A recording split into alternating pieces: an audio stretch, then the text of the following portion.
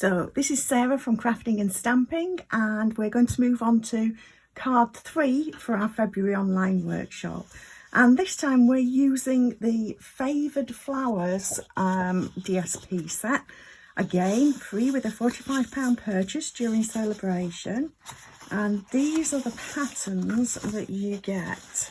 So we've got some beautiful flowers, very detailed, and against black backgrounds most of the time on here. So we've got those on one side, and then you turn them over and we've got some nice small patterns that are great for backgrounds, again in a variety of colours, obviously to coordinate with the colours used in the flowers.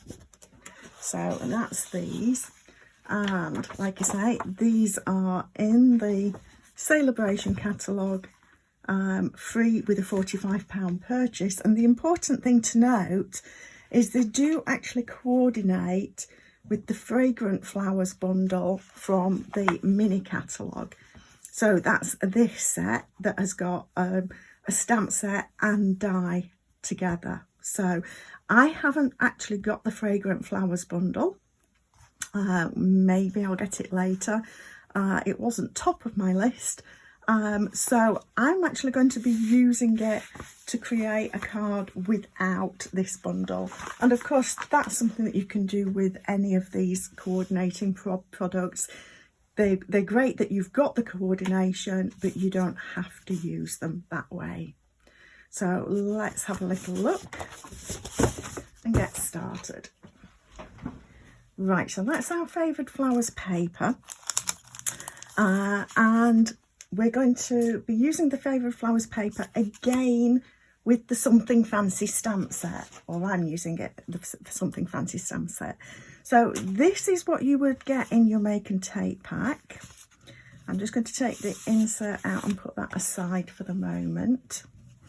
And what we've got here is an embossed panel and a piece of that fancy, what is it? Favored Flowers paper. So this is really beautiful. You'll get one of, the 2 possible designs for this, because we've got both a large, let me just bring that back in, a large and a smaller of the Fresh Freesia.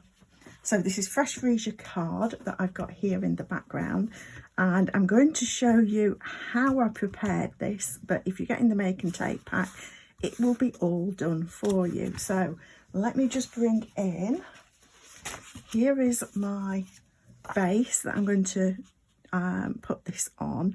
So the way that I recommend doing it is, first of all, work out where your paper's going to come, because you don't want to be going, if you emboss, let me bring that in, if you emboss and then need to put your paper over the top of it, you can do, but it's a little bit bumpy, and it's really great if you're able to actually put the paper on the flat rather than on the bumpy bit. So to work that out, what I recommend is popping your paper on. Like I say, this will be done for you if you get a make and take pack, but just put a pencil mark top and bottom for where your paper's going to come. So we know now this is the portion that we want embossing. And let me find where I've got my embossing folder. So the embossing folder that I've used, where's my catalogue? Keep putting things down and then can't find, here we are.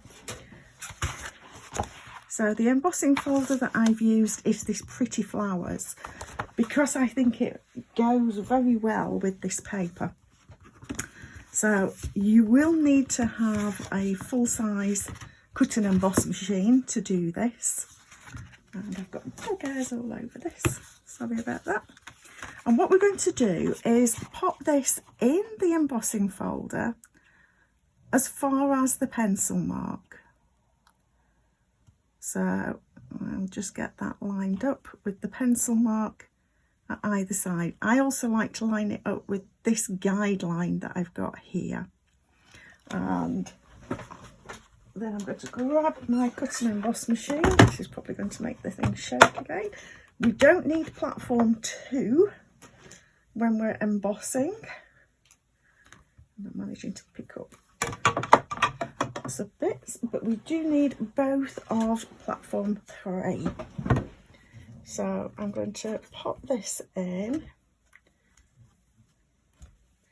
And I like to have it with that side forward. That's just me. So I'm going to put that in. It will just go side to side. So you do need to make sure that it's on nice and straight for it to feed through the machine. Now this is going to be a little bit tight when it gets to the card bit. So it makes a bit of a clang, but that's perfectly okay. So what we've then got is our embossed piece. Shush. So there we are, and I just need to erase my pencil marks. I should probably have done it on the back, but that's perfectly fine. Right, so there's my embossed piece. I'd already got one before, so I'm going to go back to that one. And let me bring in and show you. So we've already had a quick look at the Something Fancy stamp set, and it also has, this is a bundle that comes with dies as well. And what I love about these is we've got some nest dies, different sizes that go together, so you can use these singly or you can use them for matting, which is great. So I've used these 2 to create these here, like that. And you've got these little bits that will die cut away. They won't actually die cut the, well, they will die cut those shapes out, but they're going to die cut them out of your card. So that's that little bundle. Now, just an extra little touch that I want to suggest here, and I'm going to use my scoreboard because I love this. And a little thing that I suggest doing is that you flip over and actually score this on the line closest to, and I might have to just nudge it over a little. It work better for me, just nudged over a little, and score down. Now you could do this with the paper trimmer as well. It will work with the paper trimmer as well. But that, let me bring it up so you can see it, now has a line, as you can see there, next to the embossing. So it gives you something a little bit more to put your paper up to there. And again, I'm going to use my wet glue so that I can move this if I need to.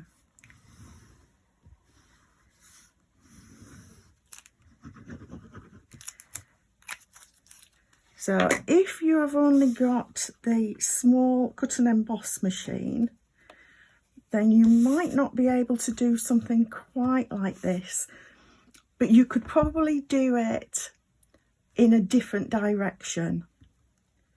So you would need to have a little look at what's possible with your machine and with the embossing folders that you've got. It's why I do generally recommend having the standard cut and emboss machine, the large one, because I do think that there's a lot more that you can actually do with it. So I'm just going to pop, because I've already got the liquid glue out, use that for my card base. So we're putting this onto basic black, Now I'm going to make this one here as a thank you card, because I actually need thank you cards at the moment. But let me bring in the set. So I'm using the thank you, but in actual fact, if you need a sympathy card, unfortunately, then this works, I think, really well as a sympathy card as well. That deepest sympathy sentiment will fit in there quite easily. So I'm going to use Memento Black and just stamp that on here. And I've got that bit of a strange way around, but that will be okay. So yeah, using Memento Black for this, keeping it quite simple, and this time I'll use my seal. So I'm going to get that lined up in here, get a nice even amount of border all the way around. If I use my grid paper, I can get things lined up a little bit more, and then flip it over, and then we're going to pop some dimensionals on. Now, of course, you can add your own embellishments to this. I'm not including any this time, but there's plenty of different embellishments. We've still got pastel pearls in the main catalogue that go quite nicely with these. So I'm going to pop this here like this. I don't tend to use a lot of embellishments on thank you cards. That's just me. I suppose it depends on what you're thanking somebody for. But that's my take on things. So we're using another strip of the same paper at the base of here, and again I'll grab something out of here, and again I think it's one that I've not actually made up yet, or oh, maybe I have. We'll use May the Good That You Do Come Back to You. So I'll just peel that off the block and put this one on. And again, I'm going with Memento Black ink. Keep things simple.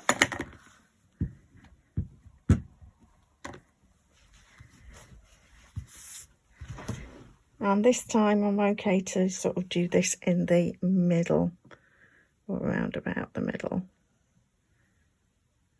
of here. That's grand. So we'll pop this onto the base.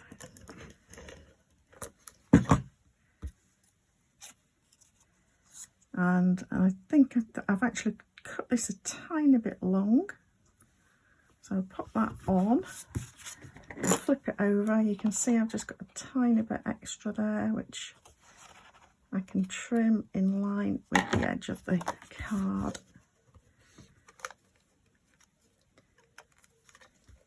But I just think that that little bit of embossing from the embossing folder just adds something to the card without needing extra embellishments. It's already got a little something special. So that is our card. Card number 3.